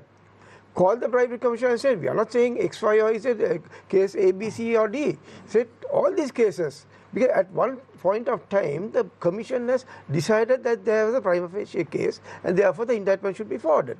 So for a technical reason, it has been discharged. All these cases should go back to the court system. That can be decided, number one. Number two, you can also, now there is law to be changed. Cases of value more than 5 million, not small amount of money, 5 million, I would say. So there, it should be referred to a trial at bar. Why a trial at bar? And trial at bar means 3 charges. So this was the law must be changed, so that the cases can be taken also by law day to day. Unless the law drops dead, you must take up the case. Day to day trial.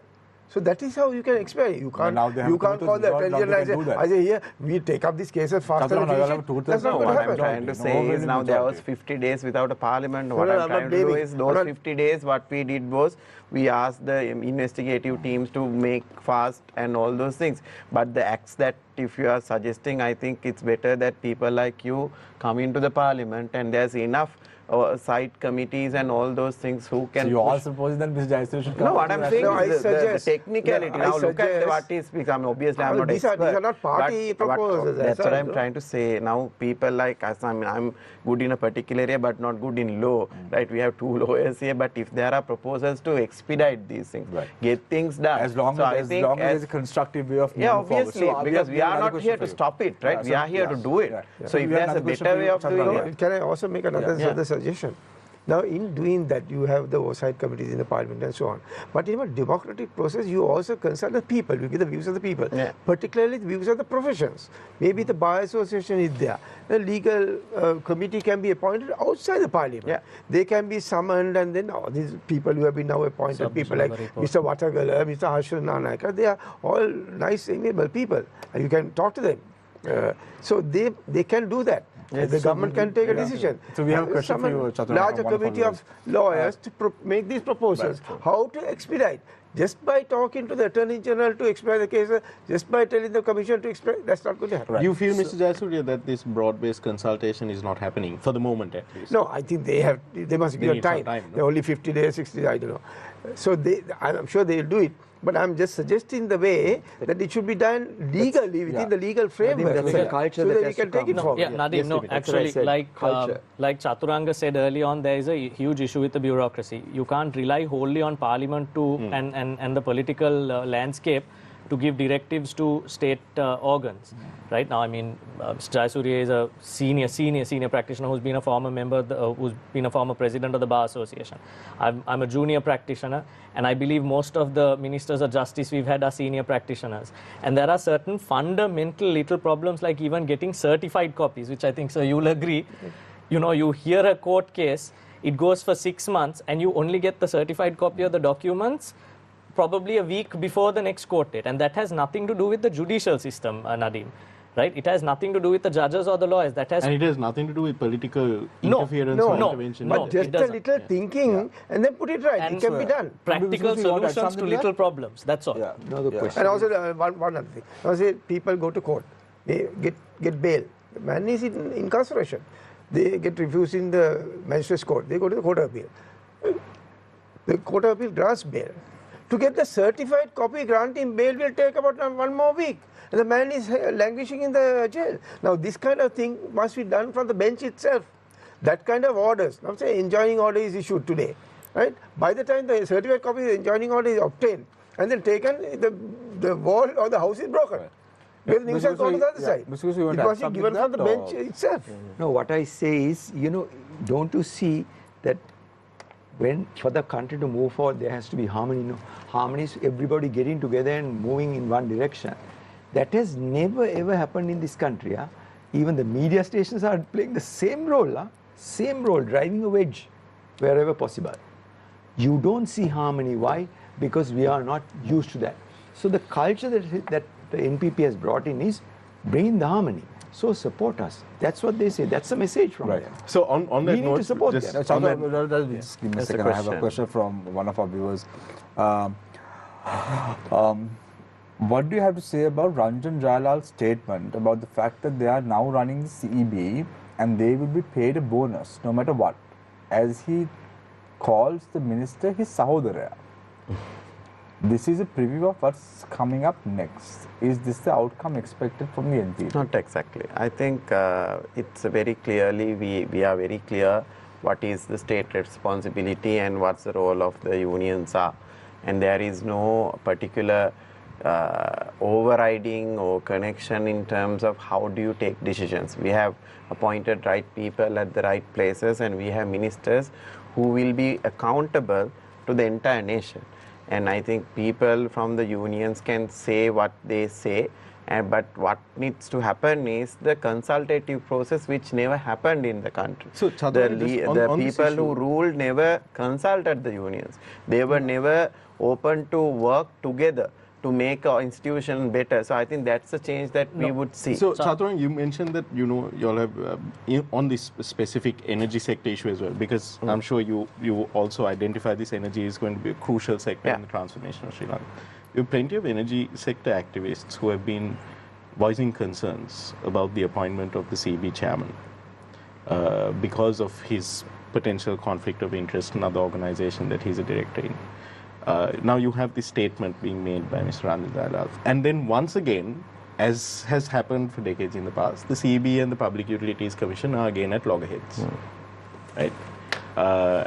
Many in the energy sector are saying that the CEB's long-term generation expansion plan that they have presented is purposefully kicking the can down the road, and it reflects the thinking of the CEB management of maintaining coal as base load. I don't want to get into the technicalities of it, but now the NPP is also coming on this pledge of, I think, 75 or 80% renewable energy. I think the way forward is renewable energy. Renewable energy. And the CEB's plan doesn't seem to tally with the NPP's policy program. I think there is no CEB plan anymore. No, the long-term generation expansion There's plan a that has been policy done. that there's people have voted in, and that is a policy that's going to get But executed. what's before the Public Utilities Commission right now is the long-term generation expansion plan that the CEB has put forward. Yeah. And that CEB, which is now headed by an appointee of President Anil Kumar Dissanayake.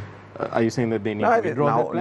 now on the Public Utility Commission, the question is arising on the prices. The tariff is one issue, Yeah. but there is also the long-term generation expansion plan which they put every few years. But that has been before. Has that have been before the has public. there been a debate very recently? There was in When? about a month or so back as well. They were talking about this is post appointment of Mrs. I think there has of the not chairman been that also. level of disconnect between those two things. But Coverage in terms has of been coverage in the broader public spectrum has been insufficient on this issue. Right now the focus is on the tariffs. That's where the current disagreement between the PUCSL and the CEB is. But these issues, right? Like Mr. Gunasekara is saying, this lack of harmony, this Public Utilities Commission and CEB going at each other is something that we have seen even on this program many times before. You have an engineer who has been appointed as a cabinet minister for energy, who is now handling very he's strong the person ministry, CEB, who CPC. handled the NPP policy team. Yeah. Doesn't feel like right now, for an observer on the outside, it seems that the CEB is going along as it used to, doing its own plan. disregarding what the government policy is. So we have put, because this is something that we saw during Yahapal. I understand. So what you're saying is that's your view and how you see it. No? How we are going to get evaluated is if we can't bring the electricity down by one third within 2 to 3 years. That's on under this. 2 to 3 years. Yeah. But that is not what Andumal Sana said in his election speeches. No. What did he say? He said that it will be done immediately after they elected to power. No. You can check, double check. I have also spoken. You need to bring the energy mix to more renewable and more than thermal. So we are not going to expect energy. 1/3, no, but there will be a reduction. Well, the first 2 quarters of the CEB profit is 180 billion. Now it's 143 billion. Okay, 143 billion. Now this is the money extracted from the people. Yeah. So you that can has give to back be something given. at least now. That will be given. Yes, because sir. so far, even in this current issue of tariffs, right, between the PUCSL and the CEB, I haven't yet to see any communication to the public or this thing from the Minister of Energy. Because right now it's like He was appointed about a week ago. Yeah, but right now for the past few days, the CEB and the PUCSL have been duking it out in the ring. So that's what I'm saying. So there's no okay, comment first or let's any admit there always had been that, no, Yeah. right? We are there to change it, no. So we have executive president and we have a 2/3 majority. No, I we have a understand the team energy who's minister. willing to do Okay, it. so the right? energy minister was appointed recently, Yes. but even the CEB chairman and GM are also appointed by and the president. Pubudu they were and appointed myself recently as into well. the commission and said last year's profit you need to give it to the industry. It's 2 of us who lobbied it, right? No, so Chathuranga, Yeah. is there going to be a reduction in Tariff. tariff? Yes. Because you all said it was at 9,000 rupees. It's going to be 6,000 rupees when you all come into power. So that's Is a that long-term going to plan. happen? That's a long-term plan. But by when? It will be 2 to 3 years because first year we need to get the grid 1,000 megawatts up on the rooftop solar. That's the first But strategy. then that makes what Sajid Premadas is saying true. You What? are going We back never on your said promises. immediately. No, nothing is in written. No, nothing is in tax, you all statement. said that you all will do it immediately. So with the parliament, the budgetary changes only we can do it. No. What is going to happen now with regard to the pay tax? So pay tax, what we are trying to do is to increase the threshold of the 100,000 to 200,000 Okay. and also widen the gap between various brackets so that the people who are like earning 500,000, 700,000 are not taxed at 36%. But we are not going to reduce the 36% like SJB said. 36% will remain. For the higher income earners, that will be there because it's not on the pay, you know. The problem why people are discussing, it's an income tax. Pay is one mode of extracting. What about the withholding tax on interest payments? Is that something that you all are looking at? Because you know that based on interest payments, if there is a deduction of 5% by the banks, and then if your income is more than 36%, you are being charged another 31% tax on that as well. So ultimately, you are ending up paying 36% overall. So on your interest income I think as well. withholding tax is also another advanced tax mechanism, right? So what we would look at is the withholding tax on the elder population and people who are living with fixed incomes. Probably there can be a change there, but removing withholding tax is not something that we need to given look what at. you're saying right now, the forecasted growth, GDP, Shami, that was wrong. Income tax finally, what has been deducted by the banks will be deducted from the final tax payment. no.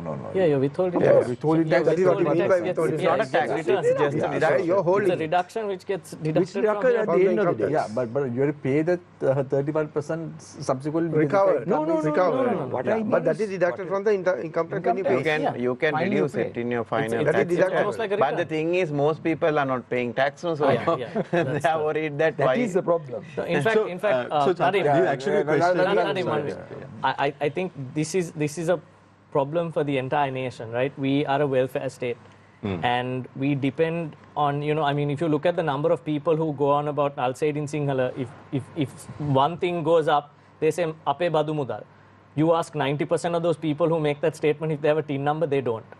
If everyone in this country paid even a small tax, I don't think we. No, say that. they pay. There are direct taxes and indirect No, taxes. true. all paying VAT. Indirect No, taxes that's are true. No, I'm included saying in the prices of the commodities. The indirect taxation is there, but I must say, Dimitra, we pay our tax. No. So do we. Yeah, so So, Chathuranga, this We actually... are One among other the thing, before you go to another topic, I would like individuals to who say are paying something about taxes, the yeah. power sector, power issues, right? And the CEB, you're talking about that. And I would say, not the current regime and not the current people who have been appointed, no reflection on them, but the worst, the biggest ever den of thieves is the CEB. And under the CEB patronage, everything has been happening in a company called Lanka Transformers. Lanka Transformers had a company called LTL Lanka had a project called LTL Projects. Now they created two trusts, supposedly for the benefit of the employee, and transferred 37% of the Lanka Transformers shares to that. 37%, and then 26. Then the Lanka Transformers, there is another company that is owned by Lanka Transformers, 18%, West Coast. West Coast is also owned by government. Now they have given power to the CEB, and then they have had a debt with interest, compounded interest, going up to 79 billion. Now they say, we have no money to pay this.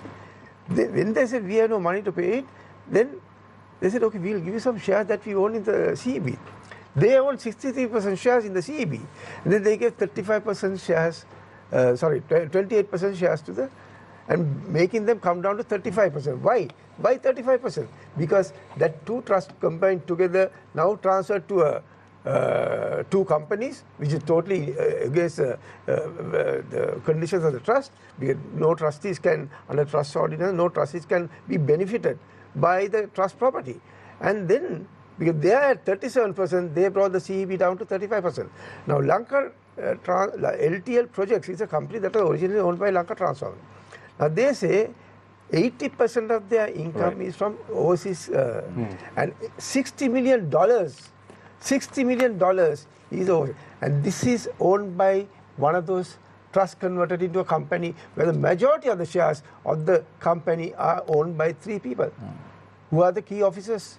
There's a court case on this, right? Court case, as far as the fundamental rights issue is concerned, to argue for many days, it ended up today, leave to proceed was not granted. But the fraud that has been committed is still there. So ultimately, This has to be taken to the Bribery Corruption Commission. They must investigate this. So this is how the Greek bond matter. Greek bond matter, the fundamental rights application was made to the Supreme Court. They didn't decide to grant leave in the fundamental rights application of the Greek bond. But the Corruption Commission filed indictment on the Greek bond. So likewise, here again, they can do that. I hope the new administration and the new government will take it up and then do the needful. So, Chathuranga, just to understand, now these vehicle issues with regard to parliamentarians being given cars, what do you all want to give these parliamentarians? Cars or Pajeros? So I think it's what is it that you all want we are first assessing the current fleet and to see whether we could give each of them a particular vehicle that is efficient in fuel, right? So that is a comfortable vehicle. Let's say an Alto is also very efficient. No. In the government fleet, government fleet, right? So it can be mostly cabs. Government fleet isn't the Altos. Right, they are only Pajeros. Right? So the base one is a cab. So our minister and myself also now picked a cab, right? So like the parliamentarians, they should be given a vehicle. That's our stance. And there's a review that's happening on the benefits of it. Just to understand these numbers also now relating to this. Now, there are 159 members of the NPP. Only 3 members were elected in the last parliament, and presumably they have vehicles. 156 members need vehicles from the NPP list. Am I right? Yeah. So you must deduct the number of ministers and the deputy. They are given an official vehicle anyway, no? Yeah. So how is it going to work? So that's why we are first trying to assess whether there are not only the central government, right? If you take the Palat Sabhas and this and that, if you take the huge fleet of vehicles owned by the government. So initially I remember, Chathuranga, you all, as soon as Anukumar Disanayak was elected to power, there was a big parade, with these vehicles. Those things will be solved. Secretariat and all that. So that list, so those things we are not going to use. So if you are not using it, you can't let it get. So you all are going to sell these. No, I don't understand the logic now. Now you all don't have importation of vehicles also to the country. Where are you going to source these vehicles from? Which? Now for these So currently we cost. think the fleet is enough. We are doing the assessment. We are trying to allocate every person a Sorry, comfortable just for vehicle. clarity, when you say the fleet, do you mean the fleet parliamentary vehicles or No, include entire governments. Now, for example, including we ministries, have like departments? we have the Ministry of Industry and Industry and all. So in that different entities has vehicles, right? And some are just idling there. Some need repairs. Some need certain amount of changes that to make it. But okay, one thing I know this seems okay, like just the nitpicking, thing. but I want to correct this, right? So now we are trying to work with what we have, but going forward there will be a very clear guidance on a pool of Because vehicles. based on your manifesto, it clearly says that every parliamentarian will be given a vehicle that would be within the government fleet. Yeah. And they won't be given a permit in the future. No permit. So then what about the maintenance cost of these vehicles and all that? Who's going to bear it? The government. The government will bear the maintenance cost as well. That's how it happens in the entire world. That's how it happens in private companies. Right? May I say something so about the you will not be able to take it home after your 5 years. You will be using it and Handing it bringing out to it the back. government And if it's deteriorated, government will have to replenish the fleet. Now there are 162 new parliamentarians. Yeah.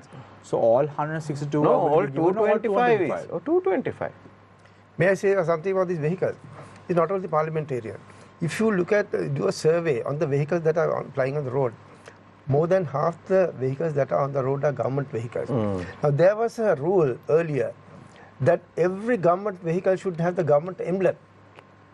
Why not we bring that back? That's a Let good it be an official ministry. Their wives are having vehicles, their children are having vehicles. Let it be brought by a law. Yeah. Any government vehicle not having the government emblem should be punished. The driver and the users both should be punished. I think Mr. My Jayasuriya, one of allocation the has reasons three it was drivers. taken away that Yeah, people my were allocation has using three it to get drivers. off So traffic. that's You another have reason one that driver, because- you have yeah, one that time they were driver burning the driving the government car vehicles. and two I others don't in the know. back. So their previous ministers would That is why have you are had taking three away. vehicles. Yeah. They would have At used three that vehicles. time, the emblem was taken away during Mr. Senior, Mr. President's time because the JVP was burning the government vehicles. So that is why it was taken away. No, I problem. recall in the 2010 to 15 period as well, there were No, there were no emblems. there This were- was they put the Those emblem were on independent front emblems with that were VIP. used by different So authorities the and emblem individuals, should but be it was brought not back state by issued. law. Emblem should be brought back by But law. you can't So be using every- a government vehicle without the without the emblem. Yeah. Let So that be. If it's a government vehicle, you must have the emblem. Right, so Chathuranga, I have one more And question. I'll take one this. other suggestion I'll make now that Mr. Chathuranga is there with us. I'll call There you. should be, you are Chathuranga, there is this And he's hoarded proposing money. your name as nationalist member of There is parliament. this hoarded I mean, money. he has a lot of ideas. There are and the hoarded money by all kinds of people. Stacks of money, right? By Rajapaksas, they say there are so many other people, right? Demonetize. Let them bring them back and then convert the money currency to a new currency note. Right? That's one way of bringing all the hidden money back to the table. Demonetize. What Narendra Modi did a couple of years ago. But that had I mean, the Indian economy is probably big enough to take that kind of hit. The Sri Lankan economy maybe Sri not. Lanka also, it was done once by Mr. Dr. Emperor. Yeah. So when the economy is Let that be stable, I brought think back. that's a possibility. If that is brought back, all the hidden money will come back to the table. Currently, 60% of our economy is informal, so Yeah, that's we need right. to carefully do that. But again, a good suggestion. Yeah, yes. so, the very quick. I know that you all have just now very quickly, come into Parliament as well, but I want to know because recently we saw the first. I think it was the first prosecution under the Online Safety Act, right? Recently, where this person was suspended sentence, but there's this whole plethora of bills that were brought By which, quickly brought in, right, without very quickly brought consultation. in Online Safety Act, which people have called draconian. And there was I think previously, I'm not sure if it was you, but there was talk that perhaps there could be an omnibus bill that is brought in to revoke these, to repeal these repressive acts. What are the legislative priorities for the NPP going forward? I know obviously the supplementary estimate and the What budget. about the PTA? The budget No, will I be think a the big first one, one but the that's Prevention going to of come Terrorism from Act, a Online Safety legal Act. perspective is that there are certain changes, this is what I heard, to enable that the investigations abroad that can take place. There's a proceeds of crime act. Yeah, so in terms of tackling corruption. So that is something that's going to come very soon. Yeah. But in terms of the PT, I think the minister clearly said that we will repeal it. Yeah. And the online safety bill, there needs to be amendments to the definitions and all those things. So there will be amendment because there need to be a law that gives the online protection. But again, not for to the children and women, not for the others. And I mean, the problem was with the definition. It was too broad then that you could get anybody. So I think there are... It's also in the evidence gathering, right? They are trying to gather evidence. So there were certain recommendations given by the society, but there is nobody saying whether those recommendations as per the court order were entirely reflective on the act when it was passed. So that's the problem. So I think those will be reviewed. Right. So Chathuranga, just to understand now, you are the Deputy Minister of Industries and Entrepreneurship Development. What plans do you have in store? Because now we've seen you grow for the last 2.5 years right here on Face the Nation as well. For those who are watching the show tonight, tell us the plans that you have in mind.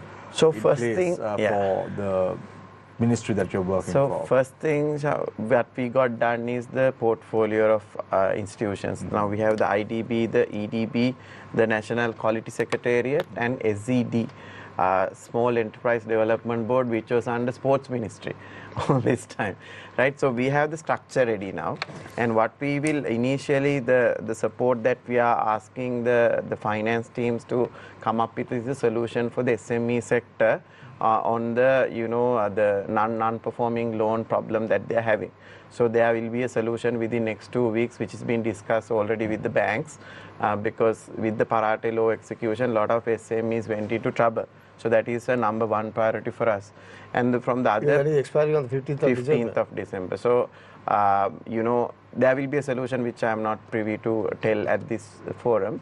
And the other one is that to ensure that we have a national plan, because we have already consulted 20 sectors that working with the industry, and most of them have two problems. One is on the tax.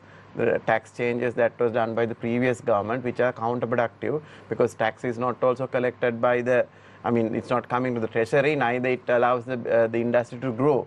The other one they are keen about is the Anti-Dumping Act, which is going to come very soon, because most of the industries are now, they are impossible to run, because a lot of inferior, low cost, low valued products are coming through the customs. Those are 3 or 4 things that we will immediately do.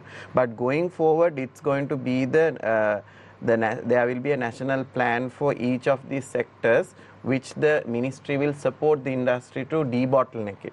We know where the problems are. On the other side, from the trade side, we will use the Export Development Board to ensure that the current exports, which is about 4,000 entities which are doing, to expand it further. And there will be changes in the SME sector in terms of knowledge sharing and incubation system, where there will be programs where the selected enterprises will be given financing to grow after selection without collateral. So there are few things laid out, and most of the things are written in our policy book. Right. So, but we are prioritizing based on the sector requirements. So Chathuranga, I have to ask you this question because we are very direct. We have to ask you this question now. Your father, Nihal Abeysinghe, is a very strong man of the NPP. He's the General Secretary of the party as well.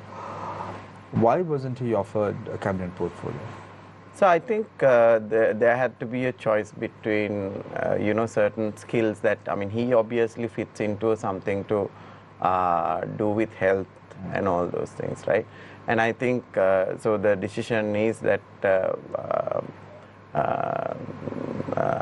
the portfolios that were decided based on the certain merits of the party, and there's a central team who decides on it. So another thing is that there was a lot of criticism about me being in a leadership position and him being in the leadership position. So I think from the portfolios that are there, I think the best people were selected. So it's not about him being the secretary of the party should get a portfolio, is not a this thing. Did he give up his position because he wanted to accommodate you as a deputy minister? No, there was nothing like that. So this was decided by a central team, a committee leadership team, and he was also part of it. I think the decisions were made. We have been making these decisions for the longest time as NPP, and there is no problem for him or either me being in the party. We have different roles. I mean, obviously he will have, he has to run as the secretary to ensure the entire team is intact, and he will have a lot of responsibility in the region he got selected, especially the Horan Asane and the Kalutara district. I think we are quite... Are you the youngest member, the deputy minister of the NPP? I think so. And why not younger people? I know Chathuranga, you're 42, am I right? 41. 41 of years of age. Why isn't there anyone? So again, you younger? come back to the first question, right? So it was not about the age or the gender or this thing. So because I possess a lot of experience in the industrial sector and my passion towards the SME sector, and also I led the industrial policy development. That is how how I was offered to this. And I think for a youngster who came into politics, I think the amount of opportunity and the merit NPP gave me is a great example for everyone. The merit that they gave to Harini and me, both as a party, I think it's up to us to now prove. So you're saying if you were in another political party, you wouldn't have got this? I wouldn't have even got selected, Cham. I think the political parties who are here, they had to individually pocket out about 400,000 rupees to get into parliament. I didn't spend even $500,000 from my pocket because the entire party spent on. So this is a structure that we are going to ensure that the youngsters have the opportunity, and if you are committed and if you are performing, and NPP has given the platform for us to perform. Right. So I want to wrap up tonight's show, but I want to pick everyone's brain one final time as a way forward. I promise, Dimitra, I won't interrupt. No, that's quite all right. So let's start off with Mr. Kesarralal Gunasekara as to what is the way forward for Sri Lanka, and what must the people keep in mind? We are just after a general election. What is the message you have for them? How many minutes will you give me? Because I'm going to give you 3 minutes. 3 minutes you can't do anything. So, Shamir, there were so many things that were in my mind, but then you didn't give me the opportunity to come out with those. I feel the NPP has a big task because on the one hand you have agencies that bring in money for the country. That is Customs, Excise, Indian Revenue Department. All those sectors have to be overhauled completely. If I was the president, I would scrap the Indian Revenue Department, bring a new act, and ask those people to stay at home. We'll still pay you the money, the salaries, till you all retire, and with a 25% force, you can run that whole country. All these years, the Indian Revenue has failed to bring in people into the net. All these years. As to why they have failed, nobody knows. Our collection should have been much more, but they have failed. Same with the customs and the excise department. Those are the areas that you all have to concentrate. Then the other issue is, when it comes to CEB, gas, all these, there are so many people who are interested in this. Why? Because of the green bucks. That will be there, that group will be there, whether it is NPP, SLPP, SLFP, UNP, SJP, any party coming into power, those groups will be there. So you have to be mindful of them as well. The way forward is for everybody to get together and support, because they have introduced a new culture, which is good for this country. If you can continue, so much the better. In fact, in that report also I said, look at some of those decisions. Of course, that was necessitated because what the government was doing, what parliamentarians were doing, what politicians were doing was all wrong. If you take the facilities granted to members of parliament, etc., ministers, deputy ministers, far more than what should have been granted. We only brought this into the, and as a result, NPP has to say, look here, we don't want any of these facilities. That's why I feel that members of parliament has to be given vehicles, and they must be given good vehicles. Why? Because some of the ministry secretaries are going in top vehicles now. You can't have ministers and deputy ministers going in Double caps? No, those things have to be changed. But the issue is very simple. Don't misuse. Certain ministers would have had 8-10 vehicles in running for them. What for? And you know, the number of members of staff that are allocated to ministers, 16 plus 6 minister, deputy minister 11 plus 6. What for? What for? You have to do a complete study and change all these things. And mind you, some of those facilities that were granted for a minister, personal staff, 4 members get a pension after 5 years. Huh? Where in the world do you get That's that? not there, no. No. 4 members of a ministry staff gets pension. It's still there. It's still there. And let's say anyone who completes 5 years. 5 years, you're entitled. You're entitled. I mean, this is I all know president nonsense. staff who gets that entitlement. This is all nonsense. We have to understand that these things have to be changed. But only thing is, I totally agree. Members of parliament with 5 years, wrong. Because the government servants get a pension with 10 years. So ensure that it is 10. But there are certain members of parliament who have been slugging in the local authority and the provincial council. If they can provide the balance 5, put them into that bracket. Continuation so of service. Yeah. That is very important. But prior to becoming a member of parliament, these are changes. You all have to discuss these matters and get so many people. You all have one problem. What's the problem? Nobody wants to come forward and support your why? Because of the fear of rejection. They need to go and hunt for people. If they hunt for people, they get good people. Not to make them members of parliament, to support their drive, support their ventures. You have quality people in this country who are willing to work summa without money. Summa, I'm telling you. But those people don't want to come forward. Why? Because by chance the MPP says, look here, we don't want. That's a rejection. They fear that. So these are matters that the MPP has to address, and they can do a good job. I still feel that they must be supported, and not one term. They must come for another term. It's very important. Right. So 2 terms. 2 terms. So we see Chathuranga as deputy minister now and cabinet minister later on. To come. Because you know why? They have brought in changes which we could not even imagine. That's why the people in the country voted for them. Isn't that a little bit too early, Mr. Gunasekara, to say that? Because whatever that is being done now. No, I think what he's saying is, if we do what we are saying, exactly. If we do what we are saying, if we don't do what we are saying, chase us away. If they continue to do what they were preaching, they are going to come back again. Mr. Gunasekara, I'm going to give you 1 more minute. Do you want to say anything? Of course. No, the question is, I have always said that country comes first. If everybody talks and behaves in that manner, this country will not be in this version. I mean, look at the media, look at the social media, taking everybody apart.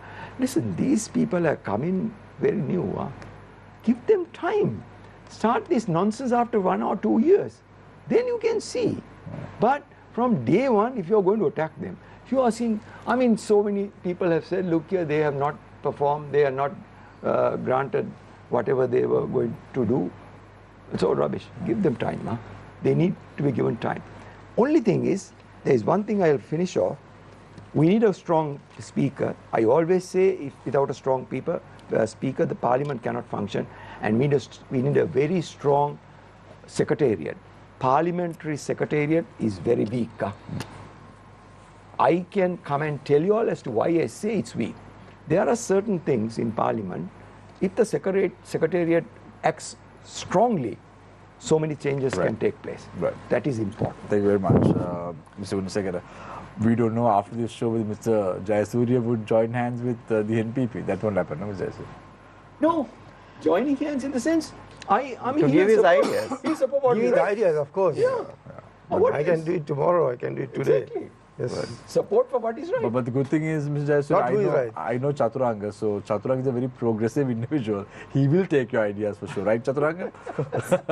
And our team, entire team, I mean, we want to do the change fast, right? Yeah, so if yeah, there's a better way of doing things, Exactly. always. Dimitra, yes. Exactly. What are your final thoughts? So Shamir, I would agree. Mr. Gunasekara, but I would also want to address the point of harmony.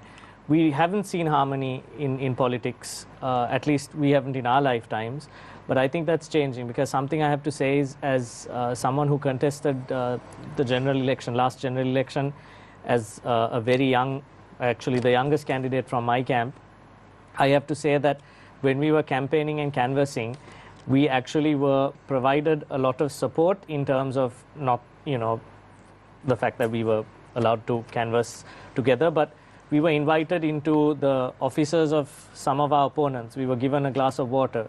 And we know a time where people in the same camp, used to attack each other. So I think that concept of harmony is now coming about. And like you said, Chathuranga is very progressive and he'll accept. In fact, the last time we met, I told him that I have a passion for constitutional law, and that's something I would like to contribute to. And the reason, Shamir, we are all staying here, I mean, as young people, we're staying here is not because we want to, join politics and earn money, but we want to join politics to build the country that we want to live in.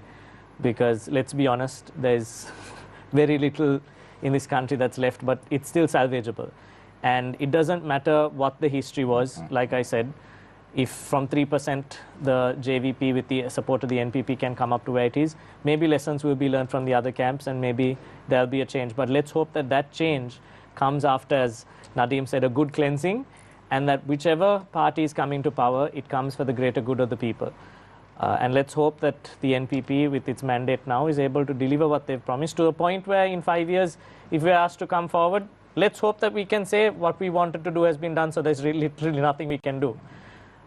Because at the end of the day, like I said, we all live in this country, and we all want a country in which we can live. So why can't someone like Dimitra Abeysekara be appointed to the national list, and why Namal Rajapaksa? Well, He has to pay that. you have to. Yeah. I feel like Shamir probably wants a nationalist seat. And now move my attention towards President's Council, Mr. Upul Jayasuriya. I think the failure in this country has been, firstly, it should be attributed to the public servants. Public servants have been always changing sides from one extreme to another extreme, and whichever the government that they come into power, they are there with a garland and bullock urul and all kinds of things. They are the cause of this biggest problem that we are facing today. The issue is we do not have coordination between these institutions. Because when there is one institution, take for instance the Environmental Authority, take maybe the Road Development Authority, take the Electricity Board, they decide, this is my kingdom, nobody can interfere, I decide, nobody can tell me what I should be doing. They never get together and then look at the larger interests of the society and the country. This is fair. Now, for instance, I was recently in KL, that I found there was a huge shopping mall on the other side of the road. On the opposite side, there was a hotel. So I did not know how to get onto because there were huge highways that were going back and forth in between. So I asked somebody how to get there. They said, no, just go down. Go down on the stairs, there was an escalator, and then you go forward. You are across and you are in the shopping mall. And then when I was going there, then I also found that the tube railway was there, and there were about 5 stations under that mall. So just imagine the coordination. Railway department and the hotel and the mall, everything is coordinated. Now, can you ever have a situation there is an underground connectivity across the road between 2 institutions on the 2 sides of the road in this country? Why? No. Now, after the tsunami, we brought 100 meters, you can't have any construction. Was it ever adhered to? You can't. Now, in Maldives, they are having water bungalows. Why? Because they decide in isolated compartments. They think that we are the emperor of our own kingdom. That is where the cause of our downfall. And take, for instance, Kantale Sugar, probably under your ministry. Kantale Sugar, originally the minister was asking for a bribe. After the minister went away, the secretary was asking for a bribe. Why? To decide to give the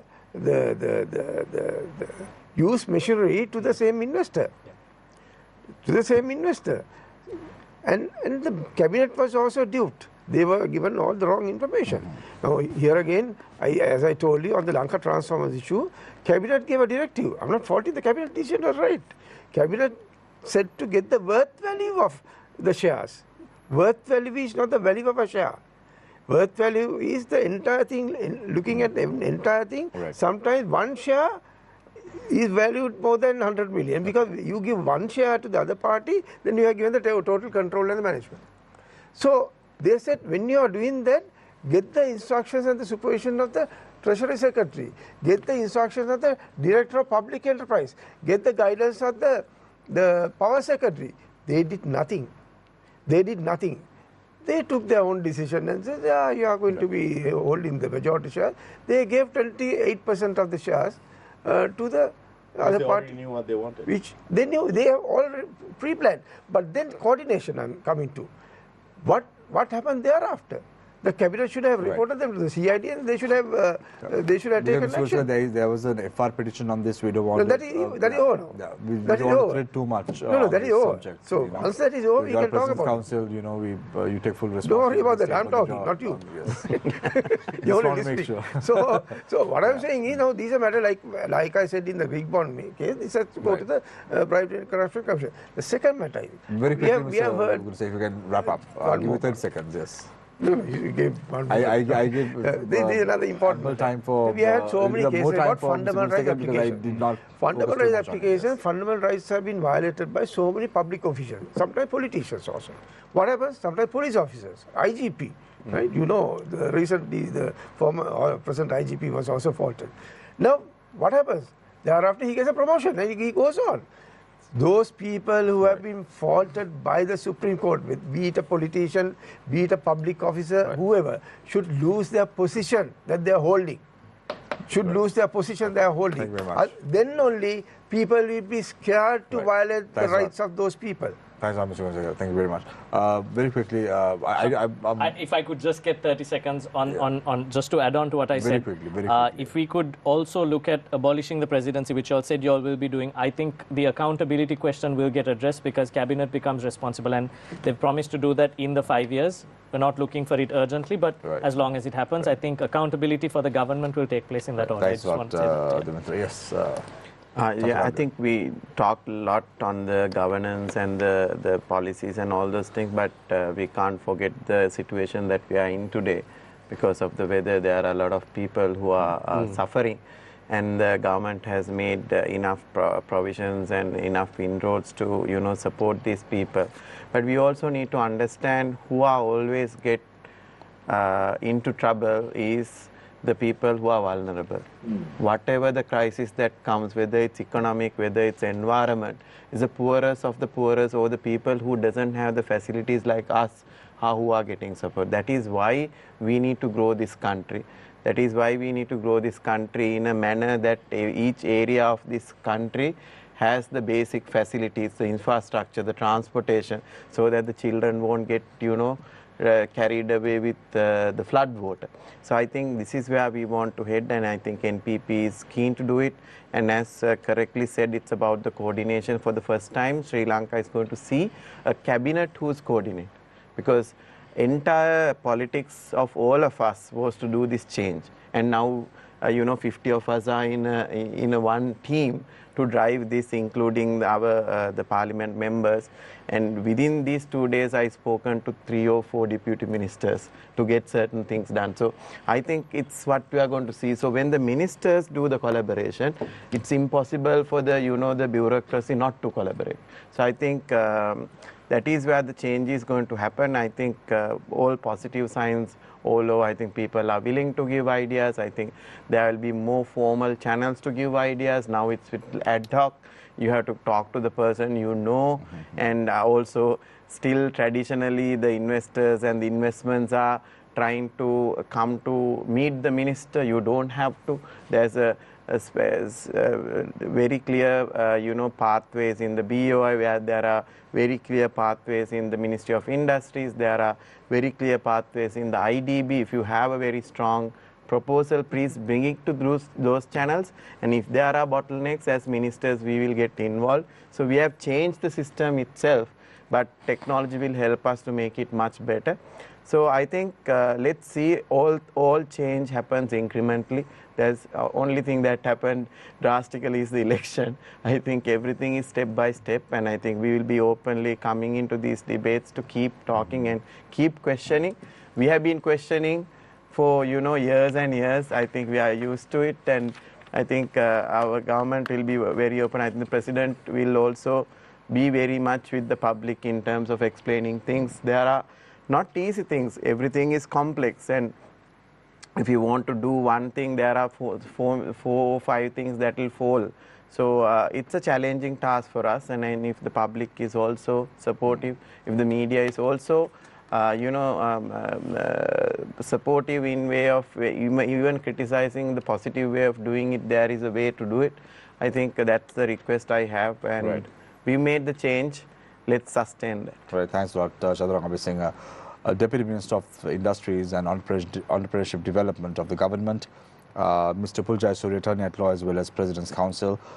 National List, can we say member or prospective nationalist candidate? Either.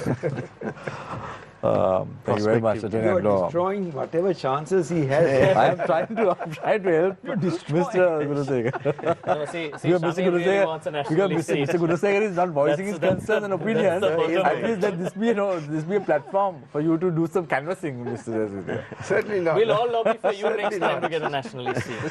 Thanks, Dimitra. I will definitely serve the people, not look at the mirror, as I initially mentioned to you before. As you initially told me. Thank you very much. Thanks a lot to Thank you, Shami. Thank you, Shami. Thank you, from Nadeem. the SLPP, as well as Mr. Kesarralal Gunasekara, former Member of Parliament. Chathuranga, thank you very much. Usually when individuals are in government, it's very hard to catch them. I've learned that bitter lesson for the last 10 years hosting this show. Once they are appointed to government, it's very hard, but you've been very obliging. We'll speak to you more, Chathuranga, because your responsibilities will get more broader. And more in 2 vivid, months, yes. more broad in terms of you have to respond to the people who have elected you to power as well. So thank you very much, gentlemen, for your time, for joining us this evening on Face the Nation. Thank you very much, Nadeem, for joining us. And thank you very much for those who are watching the show and posing questions on the number 07665655353.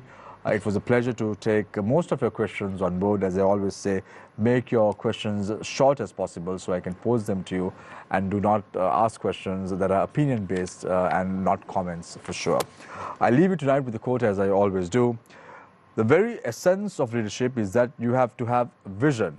You can't blow an uncertain trumpet. Take care and good night.